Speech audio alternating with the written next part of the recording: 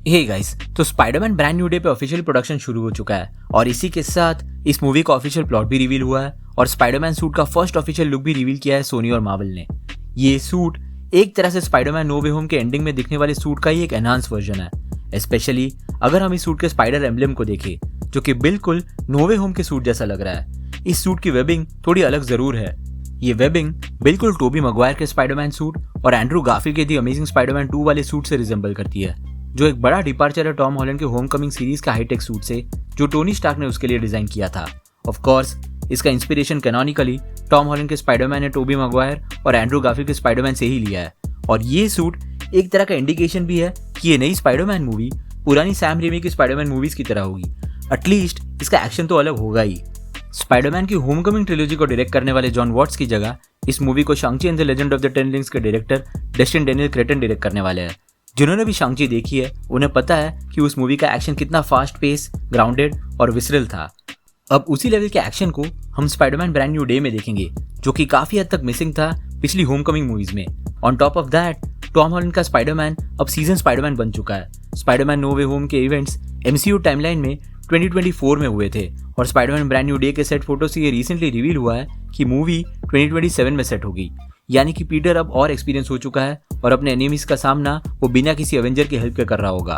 अब अगर हम इस मूवी के प्लॉट डिटेल्स की बात करें तो ऑफिशियली ये रिवील हो चुका है कि स्पाइडरमैन, पनिशर और हल्क ये सभी पहले एक दूसरे से लड़ेंगे और बाद में उन्हें असली विलन के बारे में पता चलेगा। ऑल्दो इस मूवी के मेन विलन को ऑफिशियली सोनी या मार्वल ने रिवील नहीं किया है, लेकिन इस बात के रूमर्स काफी तेज चल रहे हैं कि मिस्टर नेगेटिव इस मूवी का मेन विलन होगा। और ये रूमर और स्ट्रांग हो गया जब इस मूवी के सेट पर एक टैंक के ऊपर एक रेड कलर का सिंबल दिखा। ये सिंबल कॉमिक्स में इनर डीमंस को रिप्रेजेंट करता है जो कि एक क्रिमिनल ऑर्गेनाइजेशन है जिसे मिस्टर नेगेटिव रन करता है। जिन्हें मिस्टर नेगेटिव के बारे में नहीं पता तो मिस्टर नेगेटिव के कैरेक्टर का पहला फुल अपीयरेंस कॉमिक्स में स्पाइडरमैन इशू 546 में हुआ था, जो कि कॉमिक्स के brand new day story line का बिगिनिंग था। मिस्टर नेगेटिव एके मार्टिन ली असल में स्नेक हेड गैंग का मेंबर था जो कि चाइना से ऑपरेट करती थी और चाइनीज इमिग्रेंट्स का स्मगलिंग करती थी। ये इंसान पहले से मार्टिन ली नहीं था। कई चाइनीज इमिग्रेंट्स को अमेरिका लाते वक्त जिस शिप में ये इंसान मौजूद था वो शिप न्यूयॉर्क सिटी के किनारे क्रैश कर गई और उस शिप पर एक मरे हुए चाइनीज स्लेव जिसका नाम मार्टिन ली था उसकी आइडेंटिटी इस इंसान ने चुरा ली। हालांकि जब वो न्यूयॉर्क के स्नेक हेड गैंग के लोकेशन पर पहुंचा तो वहां सभी गैंग के मेंबर्स को मार दिया गया था। मार्टिन ली को न्यूयॉर्क के एक और क्रिमिनल ऑर्गेनाइजेशन मागिया ने कैप्चर कर लिया और जबरदस्ती एक क्रिमिनल केमिस्ट साइमन मार्शल को डिलीवर कर दिया। साइमन एक डिजाइनर ड्रग बना रहा था मागिया के लिए जिसका नाम डी लाइट था। वो इस ड्रग को भागे हुए टीनेजर्स और इलीगल इमिग्रेंट्स पर टेस्ट करता था जिसके रिजल्ट्स हमेशा ही फेटल साबित होते थे उसके टेस्ट सब्जेक्ट्स पर और कोई भी सब्जेक्ट उसके एक्सपेरिमेंट्स को सर्वाइव नहीं कर पाता था। हालांकि जब ये टेस्ट उसने मार्टिन ली पर किया तो वो समहाउ इस एक्सपेरिमेंट को सर्वाइव कर गया। इस ड्रग की वजह से उसे डार्क फोर्स और लाइट फोर्स नाम के सुपर पावर्स मिले जिससे वो दूसरों को करप्ट कर सकता था और उन्हें अपना फॉलोअर्स बना सकता था। लेकिन इसके साथ साथ इस ड्रग ने मार्टिन ली की 2 अलग अलग पर्सनालिटीज भी बना दी। एक पर्सनालिटी मार्टिन ली की ही थी जो कि काफी काइंड हार्टेड इंडिविजुअल होता है और दूसरा मिस्टर नेगेटिव जो कि बिल्कुल उसकी ऑपोजिट पर्सनालिटी था, एक एक्सट्रीमली क्रूअल और वायलेंट पर्सनालिटी। उसकी मिस्टर नेगेटिव वाली साइड अपने आप को डेडिकेट कर देती है चाइना टाउन का किंगपिन बनने के लिए सो दैट वो एक दिन मागिया ऑर्गेनाइजेशन को पूरी तरह से बर्बाद कर सके, कंसिडरिंग उन्होंने मार्टिन ली के साथ जो किया था। और इसी मकसद से उसने इनर डीमंस को बनाया। ये इनर डीमंस असल में कुछ हाई प्रोफाइल चाइनीज क्रिमिनल्स थे जिन्हें मिस्टर नेगेटिव ने अपने पावर से करप्ट कर दिया था और वो उसके कट्टर फॉलोअर्स थे जो उसके इशारों पे न्यूयॉर्क के अंडरवर्ल्ड में केओस फैलाते थे। अब कॉमिक्स के अलावा मिस्टर नेगेटिव का एक और ओरिजिन है जो कि कॉमिक्स के वर्जन से और ज्यादा इंटरेस्टिंग है। ये वर्जन स्पाइडरमैन प्लेस्टेशन 4 गेम का है जो कि one of the most successful और काफी क्रिटिकली अक्लेम गेम रही है पूरे गेमिंग हिस्ट्री में। इस वर्जन में मार्टिन ली जब एक छोटा बच्चा था तो उसके पेरेंट्स उसे ऑस्कॉर्प ले आए मेडिकल कंसल्टेशन के लिए एक अननोन फिजियोलॉजिकल बीमारी की वजह से। नॉर्मन ऑसबॉर्न जो कि ऑस्कॉर्प का हेड था उस वक्त, उसने यंग मार्टिन ली के अंदर एक GR27 नाम का एक सीरम इंजेक्ट कर दिया जिसकी वजह से ली को पावर्स मिल गए। लेकिन उसी वक्त इन पावर्स की वजह से एक एक्सप्लोजन हुआ और उसके पेरेंट्स की जान चली गई। इस हादसे के बाद ली ने नॉर्मन ऑसबॉर्न से बदला लेने की कसम खा ली और वो एक हद तक कामयाब भी हो गया जब तक कि उसके रास्ते में स्पाइडरमैन नहीं आया।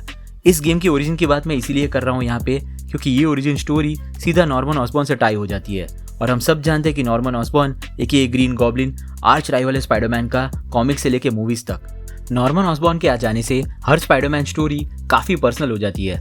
हैरी ऑसबॉर्न जो कि पीटर का दोस्त रहा है कॉमिक्स और मूवीज में, इस कनेक्शन का फायदा उठाकर नॉर्मन हमेशा पीटर के करीब रह रहे लोगों पर अटैक करता है और एक तरह से वो पीटर को मेंटली तोड़ देता है।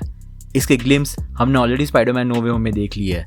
616 यूनिवर्स में अब तक नॉर्मन ऑसबॉर्न को इंट्रोड्यूस नहीं किया गया है, यानी कि काफी चांसेस है कि स्पाइडरमैन ब्रांड न्यू डे इस मूवी से नॉर्मन ऑसबॉर्न को इंट्रोड्यूस करेगी, जिसकी स्टोरी इस ब्रांड न्यू डे की ट्रिलॉजी में आगे कंटिन्यू होगी। ऑल्सो इस मूवी में स्पाइडरमैन का एक और विलन मैक गार्गन एके स्कॉर्पियन भी दिखने वाला है, जो एक छोटे से रोल में स्पाइडरमैन होमकमिंग में दिखा था। ये अब तक क्लियर नहीं हुआ है कि उसका रोल कितना प्रोमिनेंट होगा इस मूवी में, लेकिन स्पाइडरमैन PS4 के वर्जन में स्कॉर्पियन का भी एक छोटा सा लेकिन इंपॉर्टेंट रोल था। उसके अटैक की वजह से स्पाइडरमैन को हेलुसिनेशंस और एक तरह का साइकोलॉजिकल टॉर्चर हुआ था, जिससे पीटर सह नहीं पा रहा था और गेम का एक पूरा मिशन सिर्फ उसके हेलुसिनेशन से डील करने में चले जाता है।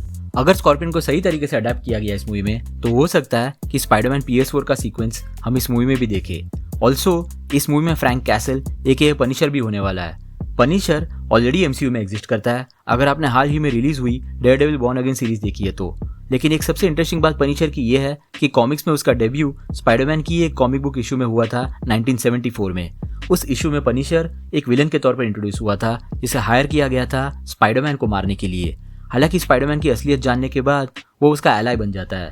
सिमिलर सा रोल पनिशर का यहाँ मूवी में भी होगा और पनिशर से भी बड़ी थ्रेट होने वाली है इस मूवी में, जिससे डील करना स्पाइडरमैन के लिए सबसे ज्यादा डिफिकल्ट होने वाला है, और वो थ्रेट है मार्क रफेलो का हल्क।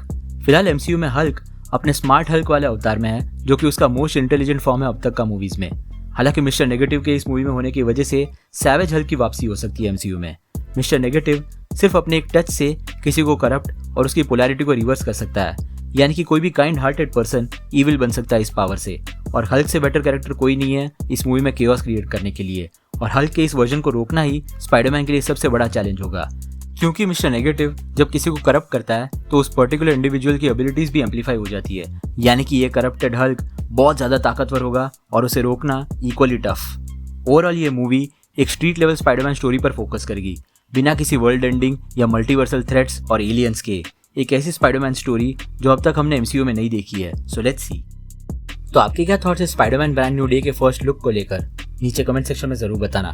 अगर आपको वीडियो पसंद आया हो तो उसे लाइक जरूर कर देना, और अगर आप इस चैनल पर नए हो तो सब्सक्राइब करना मत भूलना। हम रेगुलरली ऐसे वीडियोस पब्लिश करते हैं। हमारे रिसेंट वीडियोस को देखने के लिए यहाँ पे क्लिक करें। Thank you so much for watching guys, मिलते हैं अगले वीडियो में।